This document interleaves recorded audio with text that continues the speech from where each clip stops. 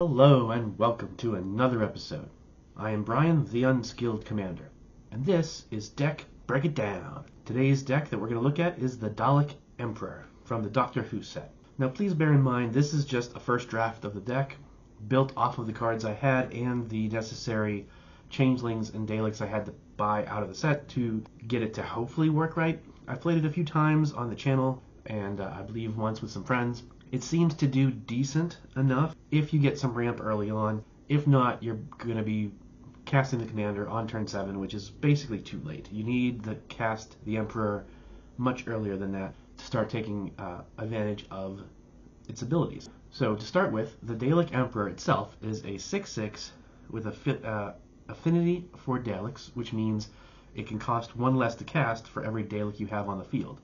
It also gives other Daleks haste, and more importantly, and possibly the best part of the commander itself, is that at the beginning of combat on your turn, each opponent faces a villainous choice. They can either sacrifice a creature they own, or you make a 3/3 Dalek black token creature artifact with menace. I of course said that slightly out of order to the actual words, but the point is, you make a 3/3 Dalek with menace for every time they don't sacrifice one of their creatures. Hopefully you can cast this early enough, possibly turn 4 or so.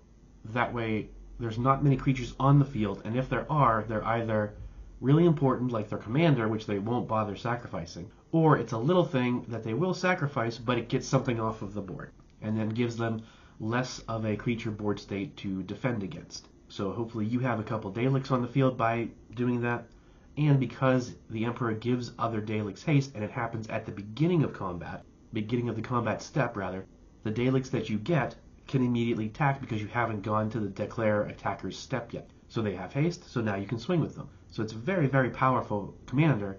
It's just a matter of making sure you can get him out and keep him out to take advantage of it. So going into the breakdown of the deck itself, we've got 36 lands, none of which are important enough to call out. They're all pretty standard, basics, and then lands that tap for either black or red. Some come in tapped, some don't, depending on situations. It's nothing really worth going through. There's probably a few lands out there that would be really beneficial for this deck. I haven't done a deep dive on the commander itself and what can go past, like I said, what I already owned, and then a handful of cards I bought early on because I knew there aren't very many Daleks out there. There's only a handful of them from the Doctor Who set, and a few of them can't even go in this deck because they have extra colors, because the character that created the Daleks is also a card, and so basically you're supposed to put them all under him. So the way to get around that was to make changelings, because changelings are every creature type.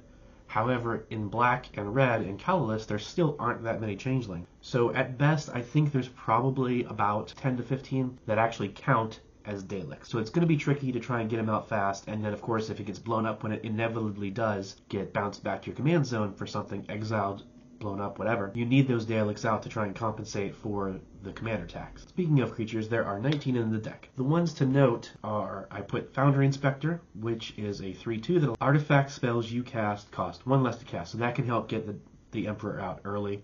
I also tossed in Massacre Worm because it's a 6/5, and when it enters, your opponent's creatures get -2/-2 until end of turn, and whenever a creature dies that way, the opponent takes 2 damage. It actually can help board wipe a token deck pretty well and buy you some time that way. Otherwise, in terms of the creatures, there's nothing super important to call out except for the fact that there's changelings, like lots and lots of changelings that I could find, rather. And there's probably a few more that there might go in there that aren't quite changelings, but I know there's creatures that say when it enters the battlefield, it becomes a copy of, or as it enters the battlefield, choose a creature type.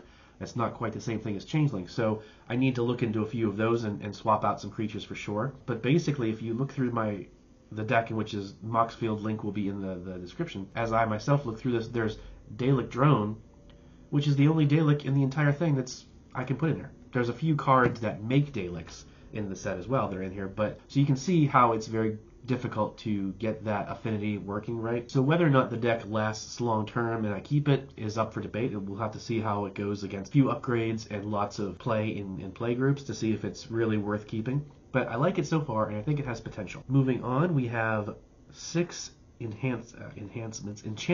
The only ones to really call out, of course, would be Phyrexian Arena, because you need the card draw as much as you can in every deck, but also here because you want to try and get to your changelings as quickly as possible. Also, Oversold Cemetery, which at the beginning of your upkeep, if you have 4 more creatures in your graveyard, you may return one of them from your graveyard to your hand. So if there is a board wipe or two and someone gets rid of all your changelings, with Oversold Cemetery, you can hopefully get them back, recast them, and then get the Dalek Emperor out quicker. For sorceries, there are 8 of them. The only real callouts that are important are Ingaruk's Wake to try and buy you some time and blow up the rest of the board state, so it destroys creatures and planeswalkers that you don't control, but it is a high cost spell to do, so it's probably going to be mid to late game. Doomsday Confluence, which one of the cards I referenced earlier, because you can pay X into it and then you may choose the same mode X times, one of them being create a 3/3 black Dalek artifact with Menace. Best mid to late game, so you can dump a lot of mana into it and hopefully it doesn't get countered or anything, so that you can make quite a few Daleks. And of course the other options are also very good, where each player sacrifices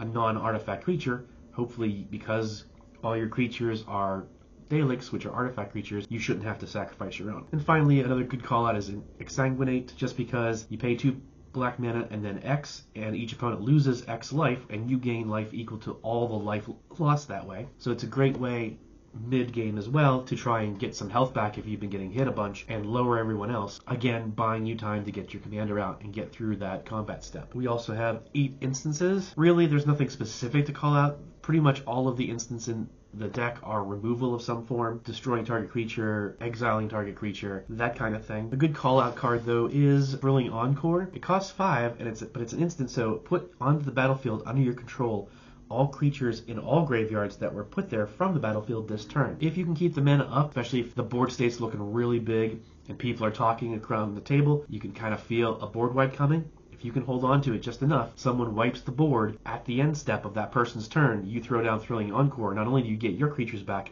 you get every non-token creature that was destroyed that turn back onto the field under your control, and now you have a massive board state, hopefully, and everyone else is wide open. Moving to artifacts, there are 22 of them, very artifact heavy. A lot of the really good callouts, of course, would be Maskwood Nexus. Creatures you control are every creature type, and that includes the ones that are in your hand and in the library and everything. So that helps to make sure that whatever you cast, so even the Massacre Worm would suddenly become a Dalek, in addition to its other types, helping you with the command cost of the Emperor. And you can pay 3 and tap it to create a 2/2 Shapeshifter creature token with Changeling, which means it will come out as a Changeling, which is all creature type. So it's really great to help balance out the Dalek side of it. Darksteel Forge just makes all of your artifacts indestructible, which is great because, like I said, pretty much every creature you're going to have is going to be an artifact. Also, Gerald's Hourglass Pennant is really good because it means no one can take an extra turn, but slightly more important is you can pay 4, tap it, and exile the pendant, return to the battlefield tapped all artifact, creature, enchantment, and land cards in your graveyard that were put there from the battlefield this turn. Very similar to Thrilling Encore, only it's just for your stuff. So you don't get everything onto the board from a board wipe, but more importantly, you get your stuff. Finally, a fun little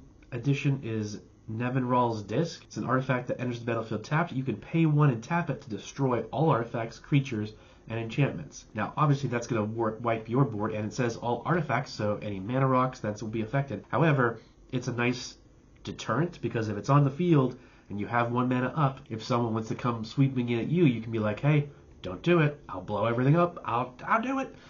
You know, get that. I'm crazy. I'll do it. That kind of thing. So it can help force your opponents to attack each other for a little while before they decide they've had enough and go ahead, fire it off, we don't care. Then a lot of the other spells in the artifacts are mana rocks and things to try and hopefully get the Emperor out quicker. So that's all the different breakdowns within the deck. As I said, other than the Changelings and those couple of cards that make Daleks, this is built off of everything I had. Looking at the gameplay I've already done, clearly a couple good additions would be to add in extra combat steps similar to Me the Immortal, which you can check out on the Mox field as well. I don't want to completely copy Me the Immortal in that sense, but because the Villainous Choice triggers on the beginning of your combat step, having more combat steps would just make it trigger more. You'd get more Daleks, you would force your opponents to sacrifice more creatures. It would basically be extremely beneficial. Also, it wouldn't be a bad idea to have some damage doublers in here. I did miss that in the enchantment section there is 1 damage doubler. However, I just tossed it in there. It's just 1 out of the 100. It would probably be better to put in a good 5-6 cards that do damage doubling just for your creatures. So that way, your 3/3 Daleks with Menace now hit for 6. The point being is you're not going to have the Dalek Emperor out for very long if you even get it on the field. You need to take advantage of it as quickly as possible and do as much damage as possible to your opponents before they exile it, board wipe, whatever they're going to do. So those are a couple avenues that I'll probably take the deck in to upgrade it in the future. But what do you guys think?